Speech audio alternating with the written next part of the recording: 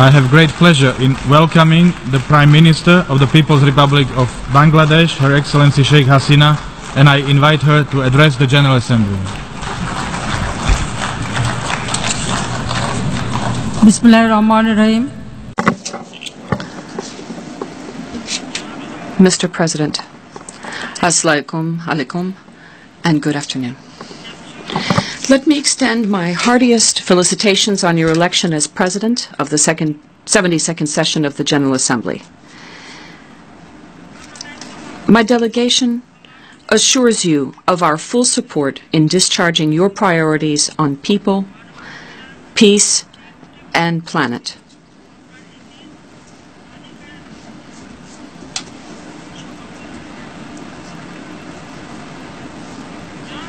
Mr. President, this is the 14th time I am addressing the UN General Assembly, and this time I have come here with a heavy heart.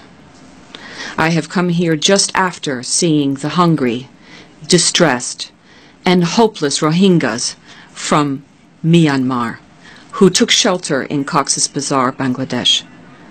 This forcibly displaced people of Myanmar are fleeing an ethnic cleansing in their own country where they have been living for centuries. I can feel their pain as I, along with my younger sister, had been a refugee for 6 years after my father, the father of the nation of Bangladesh, Bangabandhu Sheikh Mujibur Rahman, and almost all members of my family were assassinated in 1975.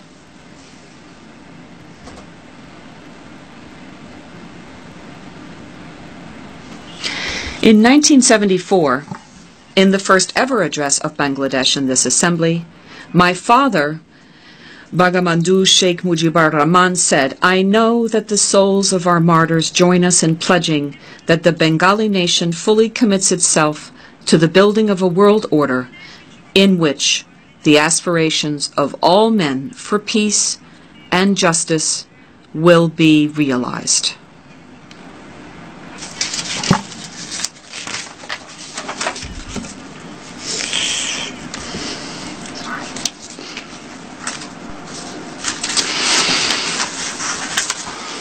Mr. President, we are currently sheltering over 800,000 forcibly displaced Rohingya from Myanmar. The ongoing atrocities and human rights violations in the Rakhine state of Myanmar once again aggravated the situation at the Bangladesh-Myanmar border. Hundreds of thousands of Rohingya from the Rakhine state are entering Bangladesh to flee violence. As estimated by the IOM, in the last 3 weeks, over 430,000 Rohingya entered Bangladesh. We are horrified to see that the Myanmar authorities are laying landmines along their stretch of the border to prevent the Rohingya from returning to Myanmar. These people must be able to return to their homeland in safety, security, and dignity. At the same time, I condemn all kinds of terrorism and violent extremism too. Our government maintains a zero-tolerance policy in this regard. I thank the members of the Security Council and also the Secretary General for their proactive attempts to stop atrocities and bring in peace and stability in the Rakhine state of Myanmar.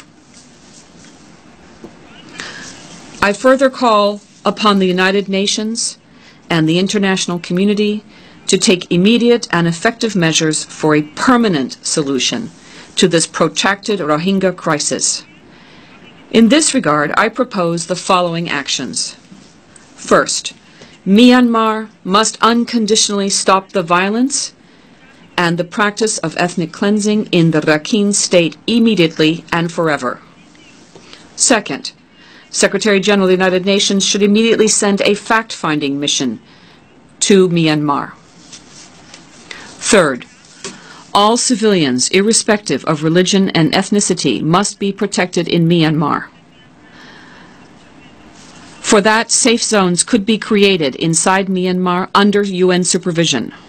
Fourth, ensure sustainable return of all forcibly displaced Rohingyas in Bangladesh to their homes in Myanmar.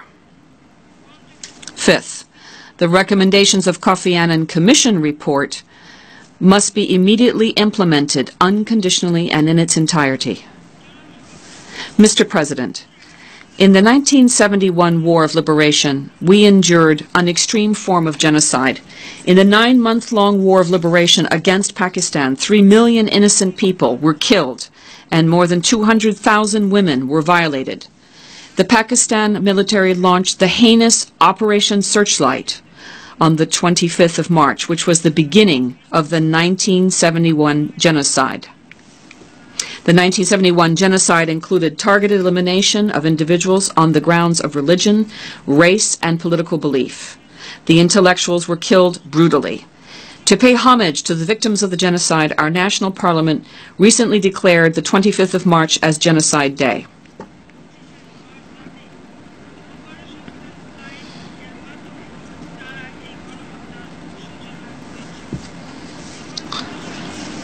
In Bangladesh, we have already undertaken the daunting task of bringing the key perpetrators to justice through the International Crimes Tribunal. I urge the international community to take collective action to prevent recurrence of such heinous crimes anywhere, anytime.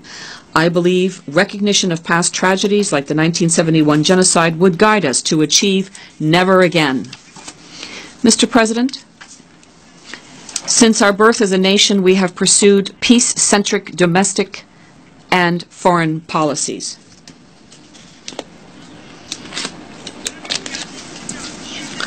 Mr. President, as I said before, since our birth as a nation, we have pursued peace-centric domestic and foreign policies. With that spirit, Bangladesh has been taking the lead in tabling the resolution on culture of peace every year in the General Assembly since the year 2000. We reaffirm the call for resuming the Middle East process and for ending all forms of hostility and discrimination against the brotherly Palestinian people.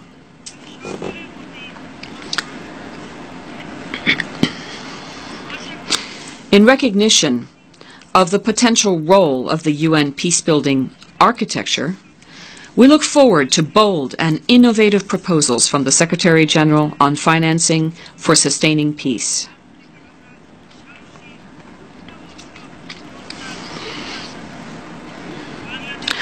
I am pleased to announce a token contribution from Bangladesh of 100,000 US dollars for the UN Peacebuilding Fund.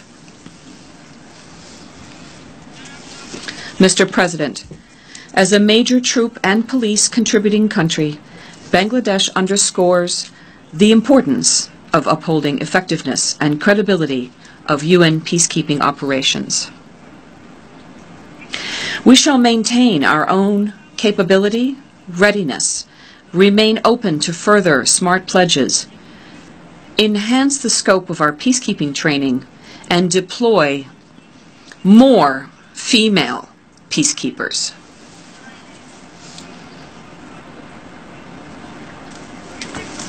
We maintain a zero-tolerance approach to any allegation of sexual exploitation and abuse. As an endorser of the Voluntary Compact on Sexual Exploitation and Abuse,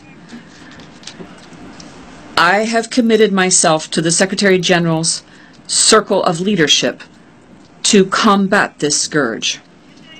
I am also pleased to announce a token contribution of 100,000 US dollars to the Victims Support Fund established for this purpose. Mr. President, terrorism and violent extremism have become a major threat to peace, stability, and development. Terrorists have no religion, belief, or race. Having been a target of a number of terrorist attacks myself, I personally empathize with the victims of terrorism and appreciate their need for protection. We denounce the use of religion to justify violent extremism. I have involved families, women, the youth, the media, and religious leaders at the community level to offset the spread of violent extremism. In this regard, I reiterate my calls. First, stop supplying arms to the terrorist. Second, stop terrorist financing. And third, settle all international disputes peacefully. I also urge the UN to address the growing threats emanating from the cyberspace to prevent money laundering, terrorist financing, and other transnational organized crimes.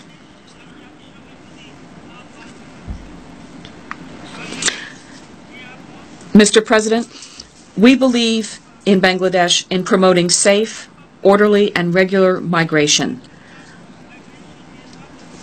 Last year, we proposed developing a sound migration governance framework through the Global Compact on safe, orderly, and regular migration.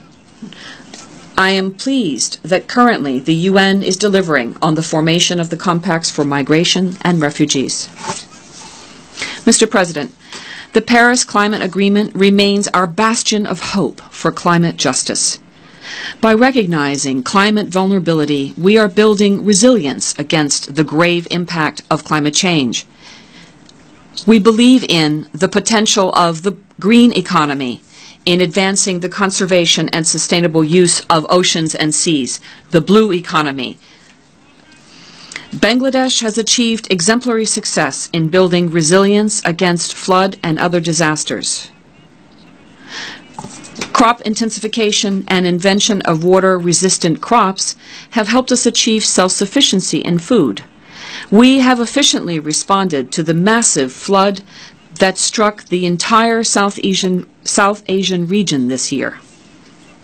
As a member of the High-Level Panel on Water, I attach high priority to implementing its comprehensive action plan. Bangladesh has ensured safe access to water for 87% of its population by 2015, and we aim for full coverage of access to safe water for our population by 2030. We believe that there are close interfaces between peace and stability and development. We share the conviction that addressing poverty, hunger, illiteracy, unemployment, and inequality is crucial.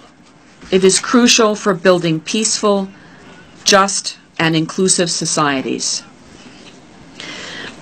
We are committed to implementing the SDGs. For that, our government has adopted the whole-of-society approach. The SDG complement our vision to transform Bangladesh into a middle-income country by 2021 and a developed one by 2041.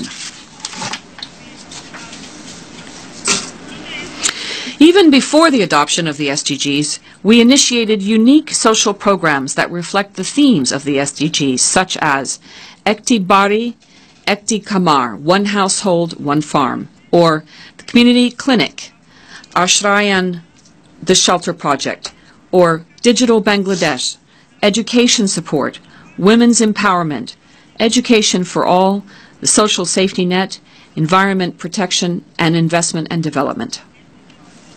Our voluntary national review presented to the UN this year showcased our progress and commitment to achieving the SDGs.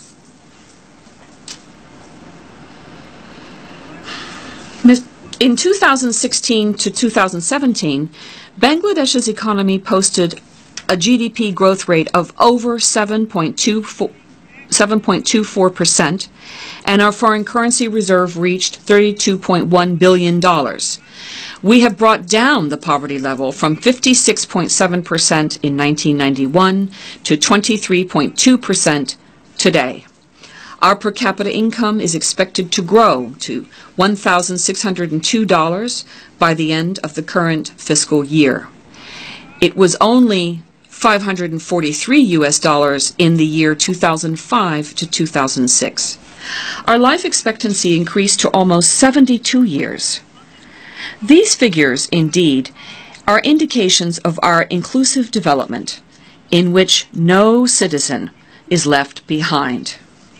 To ensure inclusive growth, promote investment and employment opportunities for all, we have taken the initiative of developing 100 special economic zones around the country. Our extensive social safety network measures give coverage to many vulnerable segments of our population, including elderly people, persons with disabilities, victims of domestic violence, and vulnerable mothers under economic hardship. Special emphasis has been placed on unlocking the potentials of physically challenged children and people. 103 service and care centers, along with 32 mobile therapy vans, attend to the needs of persons with disabilities, including those affected by autism. 18,500 community health clinics are being complemented by medical services through the use of mobile phones and web cameras in districts and sub-districts. There is now a public primary school in every village of the country. 38,331 educational institutions have been equipped with digital laboratories and multimedia classrooms. Special emphasis is being given on promoting technical and vocational education and training for young people. Mr. President, our youth are the main movers in realizing my vision for a knowledge-based digital Bangladesh. We are working towards creating an environment to allow them to pursue transformative education, find decent jobs, and turn into truly global citizens.